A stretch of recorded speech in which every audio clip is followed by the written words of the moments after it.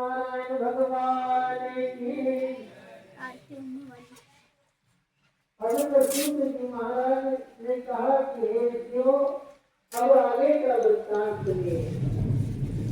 वह सुंदर काशीपुरी नगरी में एक अत्यंत निर्धन ब्राह्मण रहते थे।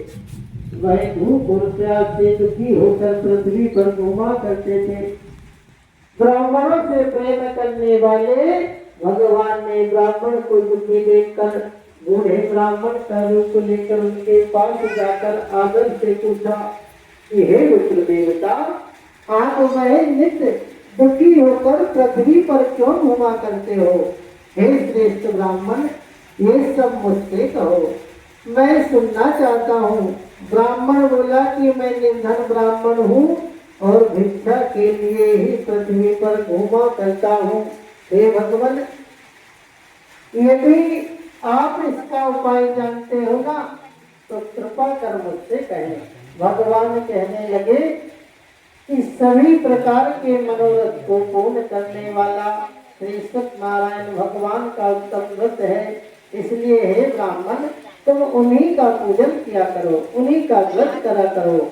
अब तो वह जब नारद जी को भगवान ने विधि विधान बताया था ना, वही विधि विधान आज वह विप्र देवता से कहकर भगवान अदृश्य हो गए। अब तो वह विप्र देवता के मन में भगवान के व्रत करने का भाव जाग गया। वह उनकी पूजन की लगन लग गई। अब तो वह घर गए, रात भर में नींद नहीं आई। वह विचार करने लगे कि भगवान की पूजन कब होगी, कैसे होगी, कैसे सामग्री इकट्ठी होगी, अब मैं कैसे व्रत करूंगा। रात भर नींद नहीं लगी।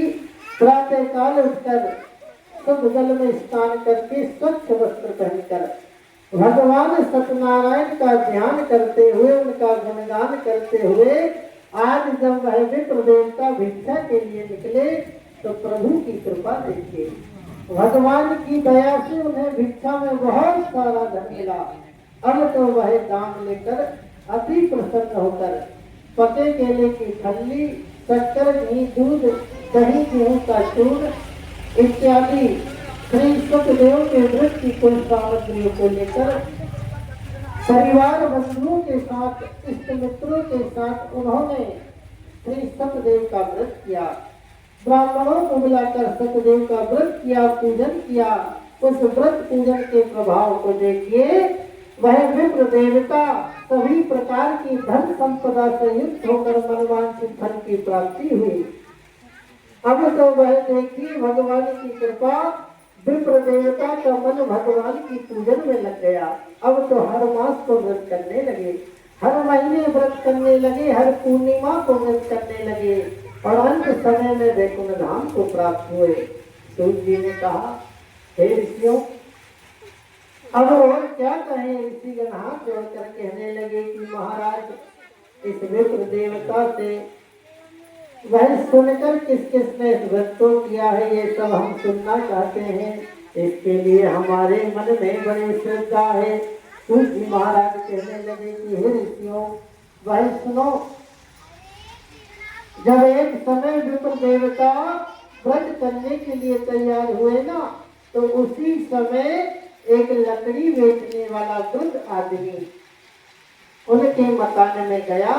प्यार से दुखी लकड़हारा जब गया तो व्रत होते देखा तो वह कथा सुनी, प्रसाद ग्रहण किया और जब आने लगा तो हाथ जोड़कर कहने लगा कि महाराज, हे विप्र देवता, आप इतनी लगन से भक्ति के साथ, श्रद्धा के साथ, परिवार बंधुओं के साथ, इष्ट मित्रों के साथ ये क्या कर रहे थे और इसके करने से क्या फल की प्राप्ति होती है। अब तो विप्र देवता कहने लगे कि हे लकड़हारे, वह जो तुम मेरे यहाँ धन धान की आदि की वृद्धि देख रहे हो ना, ये सब इन्हीं की कृपा है, इन्हीं की दया से मेरे यहाँ धन धान की आदि की वृद्धि हुई है। विप्र से व्रत के बारे में जान कर लकड़हारा बहुत प्रसन्न हुआ। चरणामृत प्रसाद खाने के बाद हाथ जोड़कर कहने लगा कि हे महाराज, वही इसका सारा विधि विधान जो है ना मुझसे निष्कपट होकर कहना।